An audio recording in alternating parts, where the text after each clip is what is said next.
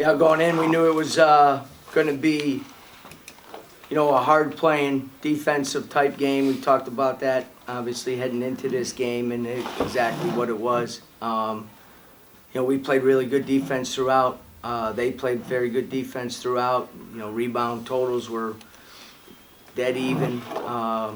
We did a lot of good things, not good enough to win the game. And, I'll just be blunt, very disappointed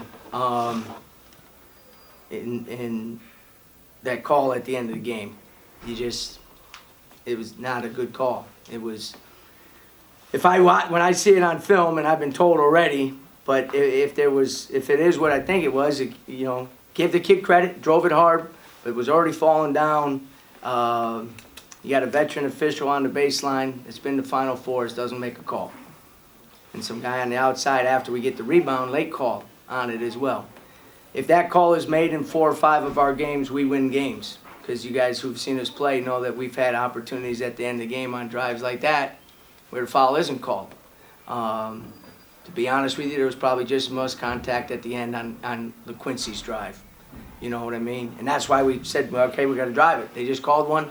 We got to drive it. So it's disappointing that two teams play as hard as both those teams played tonight and competed, very clean and tough, for it to end on a play like that, on a call like that. It's really disappointing, especially when you have a really good crew and the guy underneath the basket knows it wasn't a foul.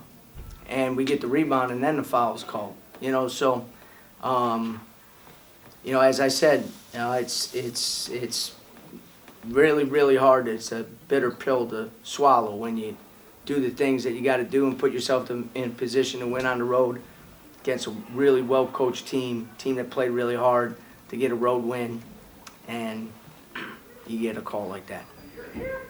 Coach, sometimes you see officials get together, huddle over a call, and discuss it. Is that something you can request to have happen? No. I mean, they call the foul on the shot. You can't. There's not reviewable. It's not. It's nothing. The 2 other officials had a surprised look on their face, almost as bad as mine, because we had already got the rebound. You know what I mean? So yeah, it's not reviewable.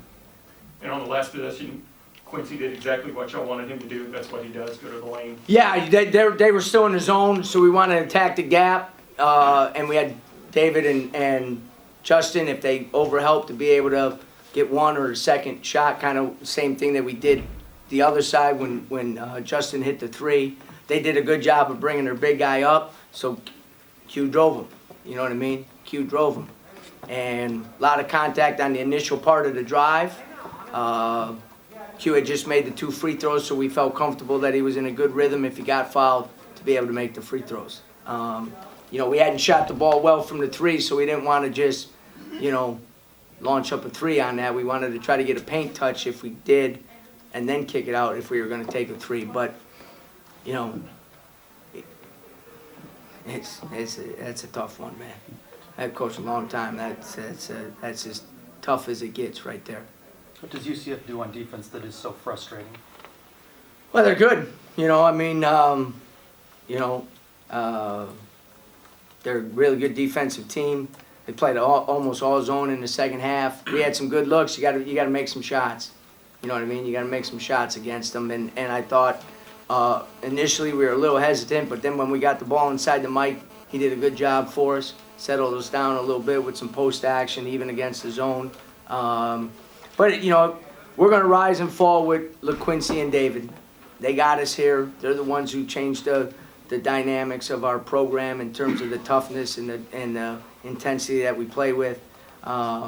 So when a combined 6 of 26 is going to be tough to win. So, but those are our guys, man, and that's who you got to go with. So Central Florida has good length. They got, again, they went with, the older guys now. They are starting 2 grad students, a redshirt junior, another redshirt junior, and another junior. So they went with the older guys in the last 2 games, and you've seen a big difference. When DC and Q don't shoot well, is it a result of maybe shot selection? Is it just their decision making? What is it? No, yeah, I think maybe there was a couple forced drives early in the first half, maybe. But I thought in the second half, we got the ball moving. We got snapback passes when the zone dropped. Good looks. We got some shots at the rim. That little floater that he's really good at.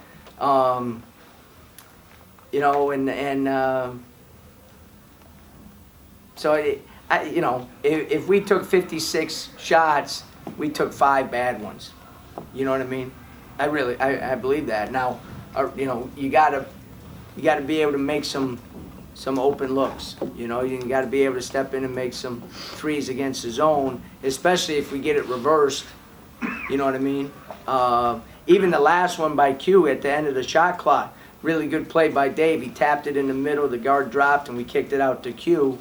And good look at it. You know what I mean? Good look at it. He's made a lot of those for us. He really has, especially that left slot, which is one of his best shots.